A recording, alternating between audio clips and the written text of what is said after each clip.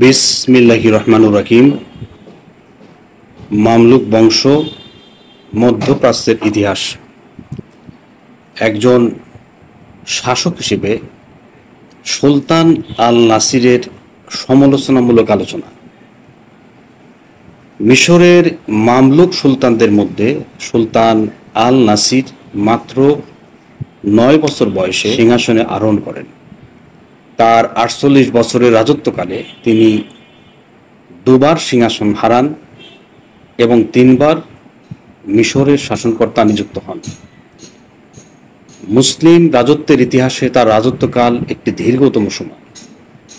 তার দীর্ঘকালীন রাজত্বকালে বিচিত্র ঘটনাচক্রের সমাহার রয়েছে। তিনি সুদীর্ঘ রাজত্বকালে অনেক কৃতিত্বপূর্ণ অবদান রাখেন। একজন শাসক হিসেবে সুলতান আল নাসিরের সাফল্যসমূহ তুলে ধরা হলো। মঙ্গলদের আক্রমণ প্রতিরোধ।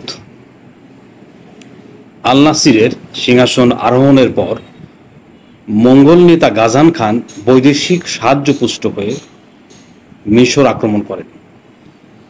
1299 খ্রিস্টাব্দে গাজান খান হিমসের নিকট মারজুল মুরুস নামক স্থানে আল নাসিরের সেনাবাহিনীকে পরাজিত করে সিরিয়ার রাজধানী দামেস্ক অধিকার করে।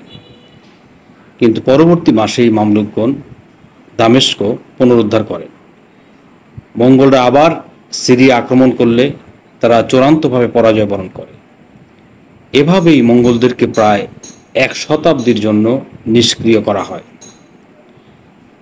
অভ্যন্তরীণ বিদ্রোহ দমন। মঙ্গলদের দমন করে তিনি অভ্যন্তরীণ বিদ্রোহ দমনে মনোযোগ দেন। মঙ্গলদের সাহায্য করার অপরাধে তিনি আর্মেনিয়া ধ্বংস করেন। তিনি লেবাননে চরমপন্থী শিয়া বিদ্রোহীদের সিরিয়ার মেরোনা ইট সম্প্রদায় ও কামরুওয়ানের উগ্র আলীপন্থীদের উপযুক্ত শিক্ষা দেন। কূটনৈতিক সম্পর্ক স্থাপন। তিনি যুদ্ধ অপেক্ষা বিভিন্ন রাষ্ট্রের সাথে কূটনৈতিক সম্পর্কের পক্ষপাতী ছিলেন এবং এ ব্যাপারে তিনি যথেষ্ট কৃতিত্বের পরিচয় দেন। বিভিন্ন প্রতিবেশী রাষ্ট্রের সাথে তিনি বন্ধুত্বপূর্ণ সম্পর্ক স্থাপন করতে সক্ষম হন এবং তাদের সাথে দূত বিনিময় হয়। তিনি বাইজেন্টাইন সাম্রাজ্যের সাথে বন্ধুত্ব স্থাপনে সক্ষম হয়েছিলেন।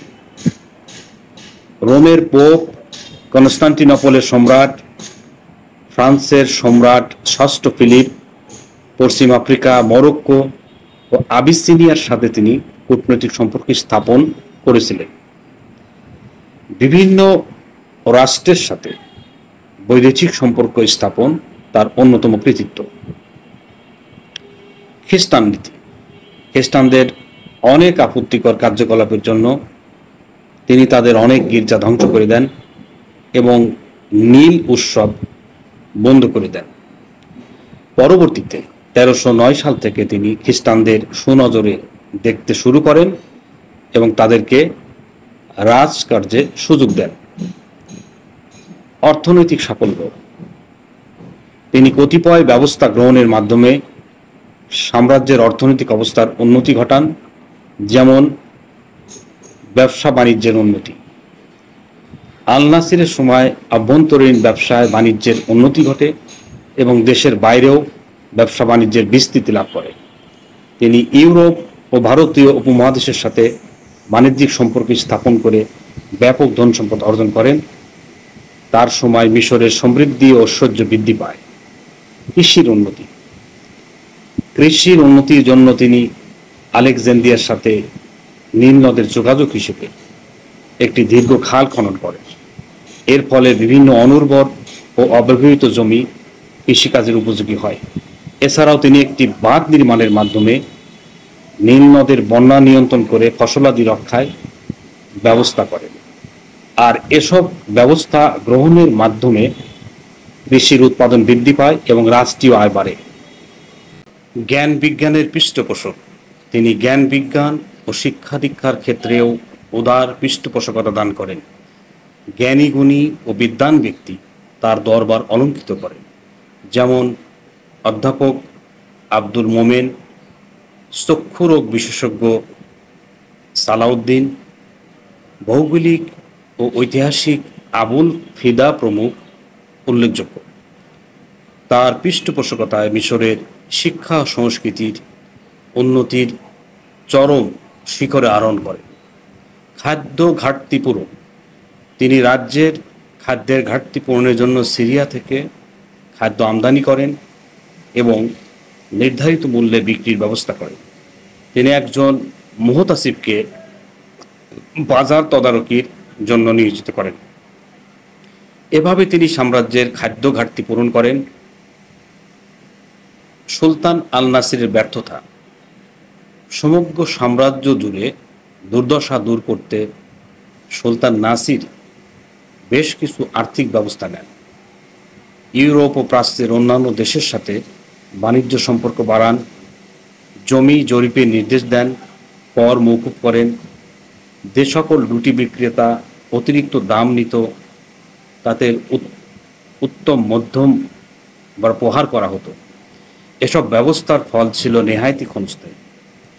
তার পরবর্তীকালে গৃহযুদ্ধ, খরা এবং মহামারী মানুষের দুর্দশাকে আরও বাড়িয়ে তোলে। 1348 খ্রিস্টাব্দে যে প্লেগ মহামারী আকারে ইউরোপকে আক্রমণ করে মিশরে তার প্রকোপ ছিল দীর্ঘ 7 বছর ধরে। এ দীর্ঘ সময় বহু প্রাণ অকালে ঝরে যায়। এর আগে কোনো মহামারী মিশরে এত বিধ্বংসী ছিল না। ইবন আয়াসের মতে রাজধানী কায়রোতেই মৃতের সংখ্যা ছিল প্রায় 9 লক্ষ, যদিও এ সংখ্যা তত্ত্ব কিছুটা অতিরিক্ত। সুলতান এবং তার সাথে যারা বেঁচে ছিলেন তারাও দেশ ছেড়ে পালিয়েছেন। অতএব পরিশেষে বলা যায় যে আল নাসির মিশরের সিংহাসনে আরোহণ করে আভ্যন্তরীণ বিদ্রোহ ও বহি আক্রমণ প্রতিহত করে রাজ্যের শক্তি সুদৃঢ় করেন এবং তার দক্ষতা বলে তিনি রাজ্যকে উন্নতির দিকে নিয়ে যান। কিন্তু তার রাজত্বের শেষ দিকে তার অমিতব্যয়িতার জন্য রাজ্যের অর্থনীতি ভেঙে পড়ে এবং তা পরবর্তীতে মামলুক বংশের পতনের দিকে নিয়ে যায়।